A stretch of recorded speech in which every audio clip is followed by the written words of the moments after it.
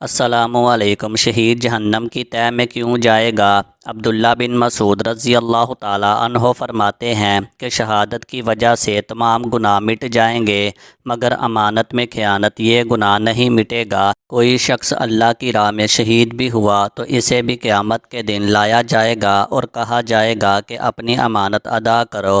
وہ شخص جواب دے گا کہ دنیا تو اب ہے نہیں، میں کہاں سے اسے ادا کروں؟ فرماتے ہیں پھر وہ چیز اسے جہنم کی تہہ میں دکھائی جائے گی اور کہا جائے گا کہ جاؤ اسے لے کے آؤ۔ پھر وہ شخص اسے اپنے کندھے پر لاد کر چلے گا لیکن وہ گر پڑے گی۔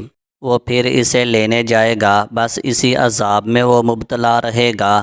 رسول اللہ صلی اللہ علیہ وآلہ وسلم فرماتے ہیں جو تیرے ساتھ امانت داری کا برتاؤ کرے تو اس کی امانت ادا کر، اور جو تیرے ساتھ خیانت کرے تو اس سے خیانت مت کر۔ صحیح حدیث میں ہے قیامت کے دن ہر حقدار کا حق اسے دلوایا جائے گا، یہاں تک کہ ایسی بکری جس کے سینگ نہیں ہے، اگر اسے سینگوں والی بکری نے مارا ہے تو اس کا بدلہ بھی اسے دلوایا جائے گا۔ ویڈیو اچھی لگی ہو تو ویڈیو کو لائک کریں، شیئر کریں، اور مزید اسلامک وظائف اور احادیث والی ویڈیو دیکھنے کے لیے میرے چینل کو سبسکرائب کریں۔